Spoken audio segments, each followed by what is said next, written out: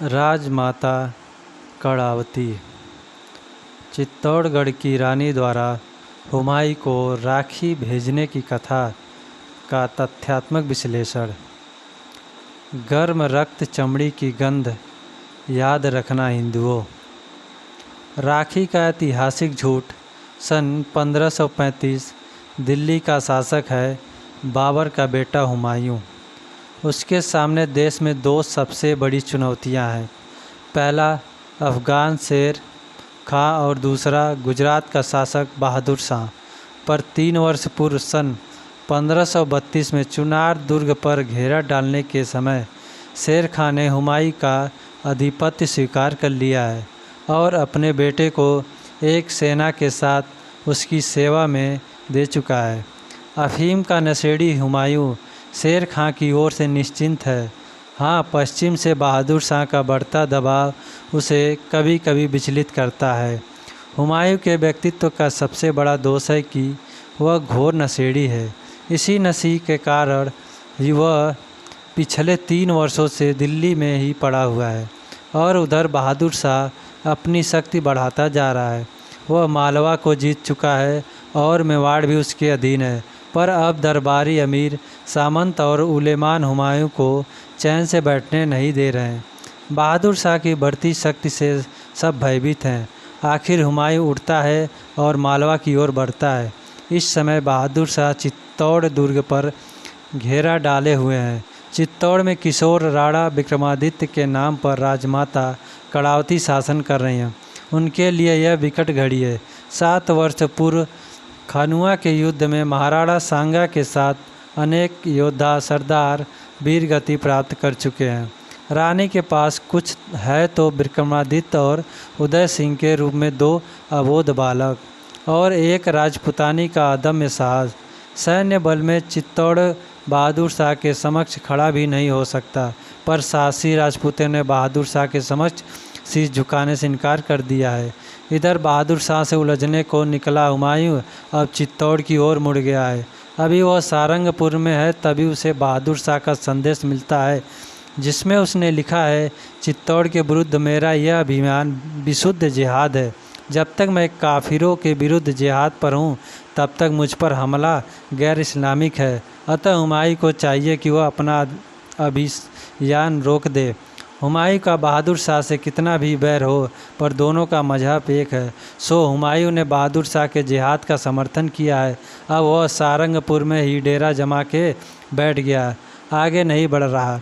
इधर चित्तौड़ राजमाता ने कुछ राजपूत नरेशों से सहायता मांगी है।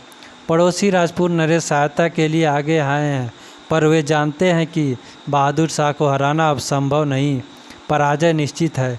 सो सबने आवश्यक है चित्तौड़ के भविष्य को सुरक्षित करना, और इसीलिए रात के अंधेरे में बालक युवराज उदय सिंह को पन्ना धाय के साथ गुप्त मार्ग से निकाल कर बूंदी पहुंचा दिया जाता है। अब राजपूतों के पास एकमात्र विकल्प है, वह युद्ध जो पूरे विश्व में केवल वही करते हैं, साका और जौहर।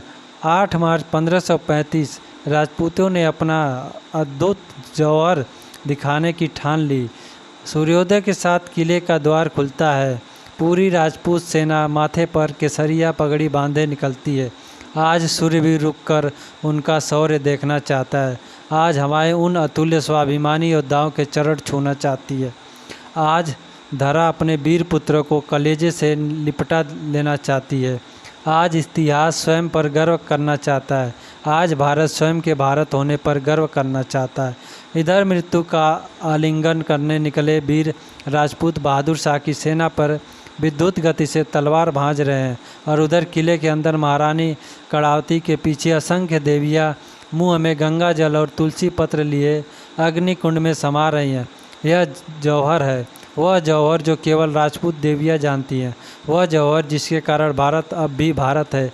किले के बाहर गर्म रक्त की गंध फैल गई है और किले के अंदर अग्नि में समाहित होती छत्राड़ियों की देह की पूरा वायुमंडल बसा उठा है, और घृणा से नाक सिकोड़ कर खड़ी प्रकृति जैसे चीख कर कह रही है, भारत की आने वाली पीढ़ियों, इस दिन को याद रखना, और याद रखना इस गंध को, जीवित जलती अपनी माताओं के देह की गंध जब तक तुम्हें याद रहेगी तुम्हारी सभ्यता जिएगी।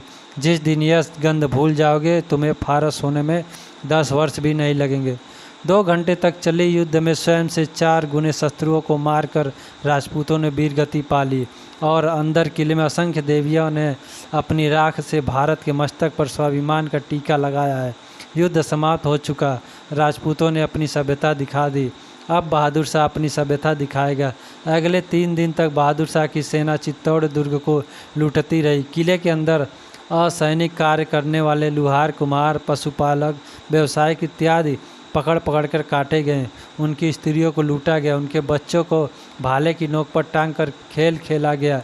चित्तौड़ को तहस नहस कर दिया गया और उधर सारंगपुर में बैठा बाबर का बेटा हुमायूं इस जिहाद को चुपचाप देखता रहा, खुश होता रहा।